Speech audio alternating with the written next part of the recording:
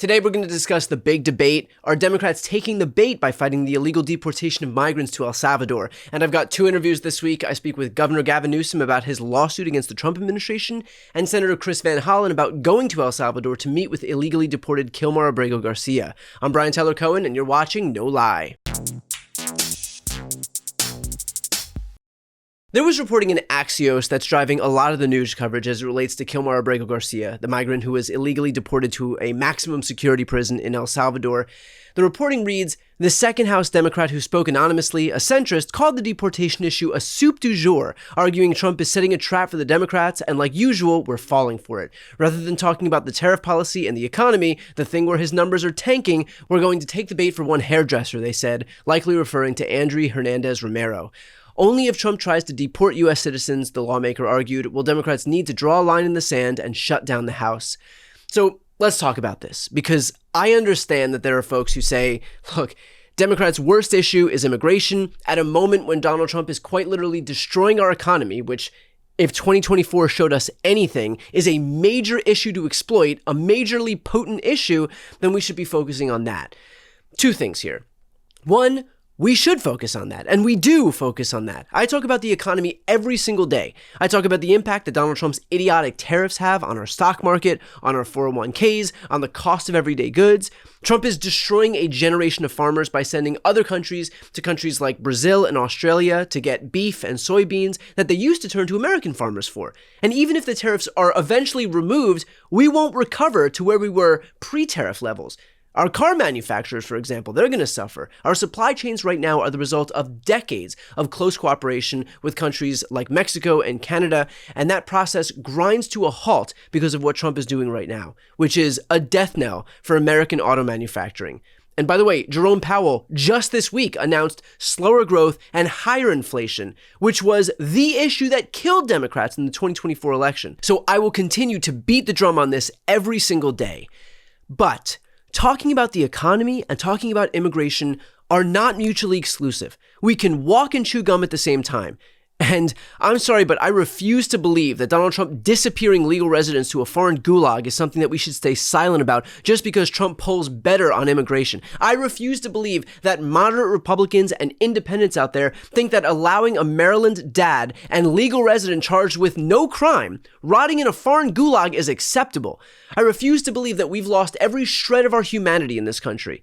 And look, I'm not saying this from a political perspective at all. I am saying this as a human with an ounce of empathy. I'm all for the deportation of dangerous criminals. This guy, as far as the evidence is concerned, isn't one. He was charged with nothing, afforded no due process. He's got 3 children with disabilities, a sheet metal worker, a union member, and the fact that he wore a Bulls hat in 2019, a Chicago Bulls hat, is the justification that ICE uses in claiming that he's a gang member of a city that he didn't live in. Again, I am all for the deportation of dangerous criminals. I live in an American city too. I want my family to be safe too. I have the same fears that everybody else has. I'm not blind to the realities of life in America in the year 2025. I mean, hell, I can guarantee you that the amount of threats that I receive in my inbox are far more than the average American. So if anybody's hyper aware of crime, it's me.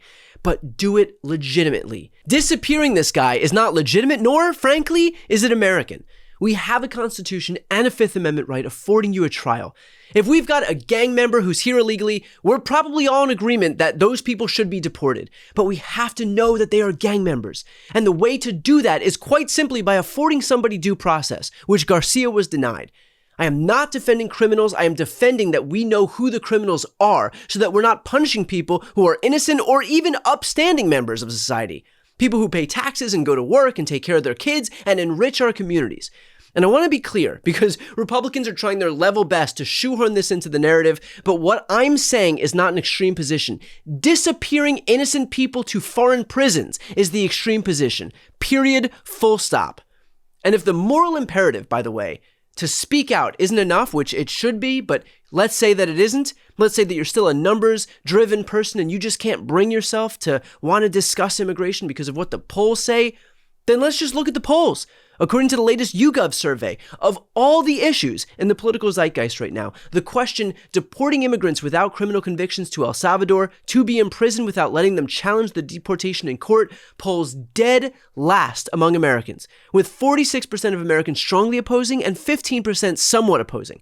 That's nearly 2/3 of Americans who oppose in some fashion what this administration is doing. Not exactly a home run hill to die on.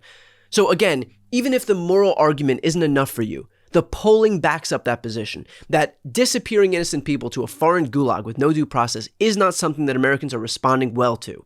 And in the same way that Donald Trump destroyed his lead on the economy, he is doing the exact same thing with his last vestige of support with immigration. And there's one more reason that I think it's important to discuss this, and that's because if we don't speak up now, we embolden Trump to go after everyone. The reality is that while this administration promised that it was only interested in going after hardened, undocumented criminals, they've already undermined their own promise by going after a guy like Garcia who was charged with nothing and is a legal resident. In fact, just this past week, it was reported that U.S. citizens are now being detained, including a couple up in Boston. This is a pattern by the Trump administration, and if you allow them an inch, they will take a mile. If one law firm capitulates, like Paul Weiss, Trump realizes how easy it is and he goes after a dozen more.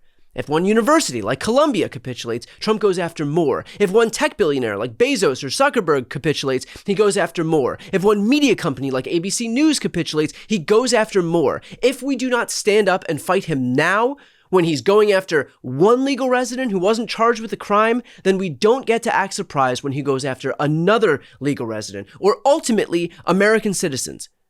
We've seen the playbook. He's already broadcasting it. We have to fight now while there's still an opportunity to fight. Next up are previews of my interviews with Gavin Newsom and Chris Van Hollen, but just a note, on one video per week, just this video, I have sponsors, so here's a quick word from some sponsors, and then my previews of my interviews with Gavin Newsom and Chris Van Hollen. No Lies brought to you by Acorns. I am certainly no expert when it comes to investing, and oftentimes I feel like I'm missing the boat when it comes to investing because other people know what they're doing, and yet I don't. Here's the deal. April is Financial Literacy Month. That's right. They made a whole month reminding you to finally take control of your money. Good news is you don't need 30 days. Acorns makes it easy to start saving and investing for your future in just 5 minutes. And you don't need to be an expert. Acorns is going to recommend a diversified portfolio that matches you and your money goals. You also don't need to be rich. Acorn lets you get started with the spare money that you've got right now, even if all you've got is spare change. You don't need a ton of time. You can create your Acorns account and start investing in just 5 minutes. You don't need to feel like financial wellness is impossible either. Acorn gives you small, simple steps to get your money on track. Basically, Acorns does the hard part so you can give your money a chance to grow.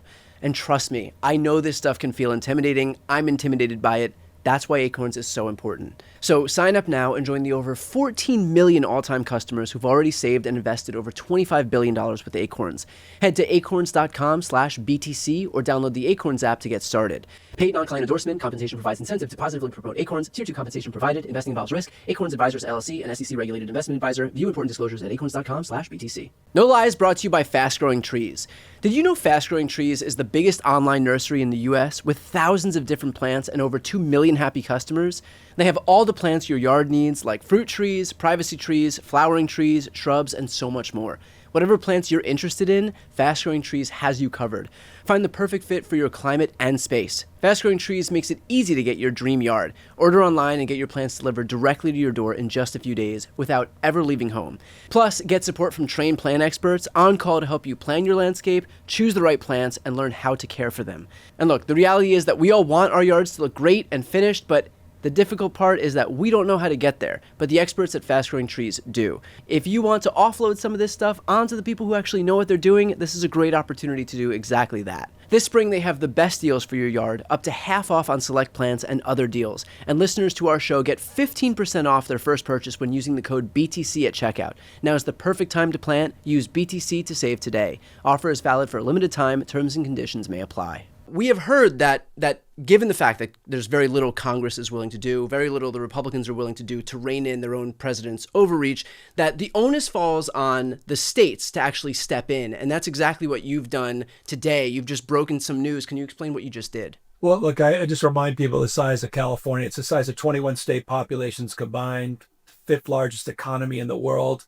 We're the largest, and most folks listening perhaps don't know this, we're the largest manufacturing state in America, $412 billion of output. And put that in perspective, that's 41% greater than Texas and their manufacturing base. And so no state in America is more impacted by Trump's tariffs, Trump's tax increase, Trump's regressive de facto sales tax increase, and all the uncertainty that he's brought to bear to our markets, to our allies, to our relationships and trade and supply chains around the globe. And as a consequence of that, we're already starting to see the effects in my home state, not least of which today, the markets, your 401k was impacted, the NASDAQ dropping significantly. NVIDIA, a great California company, great American company, one of the dominant global companies, took a $5.5 billion charge related to some of the uncertainty, the toxic uncertainty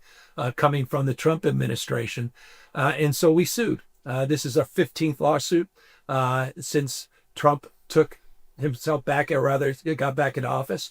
And we sued the Trump administration saying that he does not have the unilateral authority to impose these tariffs. And we think we're on very, very firm ground. And we used the frame around the major questions doctrine. I won't get into the details of it, except to say the Supreme Court recently adjudicated against the student loans from Biden and against Obama's Clean Power Plan on the major questions doctrine.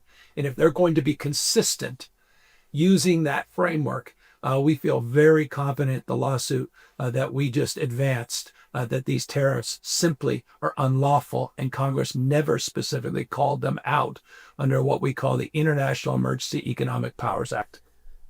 Can you talk about the fact that Trump had run his campaign largely predicated on this idea that he understood Americans' pain as it relates to the economy, as it related to rent and housing and high grocery prices and the cost of eggs? My God, how many times did we hear about the cost of eggs from the Trump campaign? And yet the first thing they opted to do once they actually had power, once they no longer needed everybody's votes because they already got what they needed from people, is to engage in a trade war, a doomed trade war that would immediately have the impact of raising costs for everybody while at the same time gutting everybody's 401ks, including, by the way, for people who need to draw from those programs now because, they're in that phase of their life where they're living off of that. Yeah, it's complete betrayal. I mean, the focus more on Greenland than the cost of groceries. Of course, you listen to Trump, he discovered the word groceries. He keeps literally acting like he's rediscovered a word and he's introducing it to the American people. That's serious. That's how out of touch he is. He lied to people. Today I did this, I announced this lawsuit today in the middle of one of the most densely populated Trump counties in the United States of America, in the heart of Central Valley, in the heart of one of the largest agricultural districts in America. I'll remind you, $48 billion a year comes out of the state of California in forestry, fishing, hunting, and agriculture. No other state, 150% larger than the next state, Texas. So no state's more impacted by this betrayal. No constituency is more impacted by this betrayal than the constituency that elected Donald Trump and got him back into office. Senator, there is Trump saying that there's nothing he could do, that his hands are tied because, he now he's under the sovereign jurisdiction of El Salvador.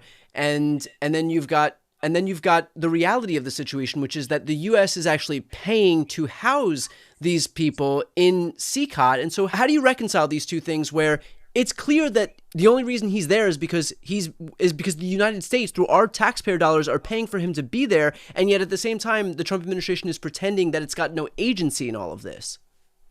Well, you put your finger right on the crux of the issue here, right? I mean, the Trump administration is clearly ignoring court orders to facilitate the return of Abrego Garcia. I asked the embassy here if they'd received any instructions from Washington to help facilitate his release. The answer was no, they haven't. And, the Fourth Circuit today issued a very strong and important decision backing up the district court, where the court said it was, quote, shocking that the administration would take the position that having violated his due process rights and sent him out of the country to this prison, that they wouldn't be able to get him back. And on the El Salvadorian side, I made the point to the vice president of El Salvador yesterday that they really need to let him out of the prison, because right now they are complicit, absolutely complicit in this illegal abduction scheme that has been hatched by the Trump administration. So we just need to keep pressure on both sides, keep speaking out. I made it clear to everybody here, I may be the first senator or first member of Congress here. I'm sure there will be others.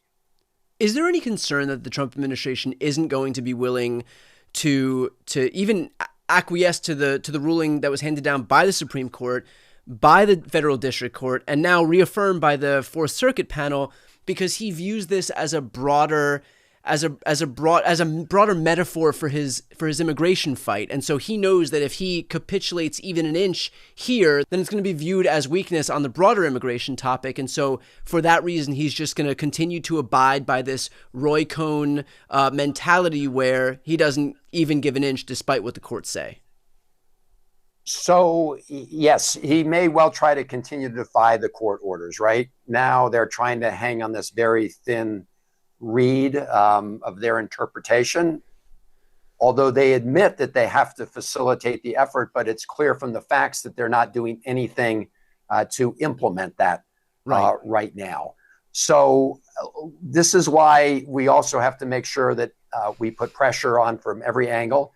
I will say, and you made this point at the beginning, the Trump administration is planning to use $15 million of American taxpayer money in order to pay El Salvador to keep Kilmar in prison, even though the U.S. courts have found that he's been illegally abducted and detained. So I'm certainly not going to vote for one penny for that purpose. And the appropriations process going forward this year will be an opportunity to talk about this. But we need to keep the spotlight on this. You know, El Salvador right now is in violation of international law that requires that lawyers be able to communicate with people who've been locked up. And that's when even when they're convicted criminals. In this case, they haven't brought any criminal charges against him.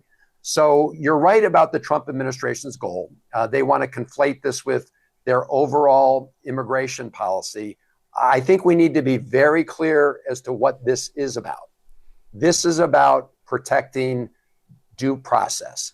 And if you don't protect the due process of this individual, then you can forget about the due process rights of everybody else who resides in America. Because what bullies and authoritarians do is they pick on the weak link first.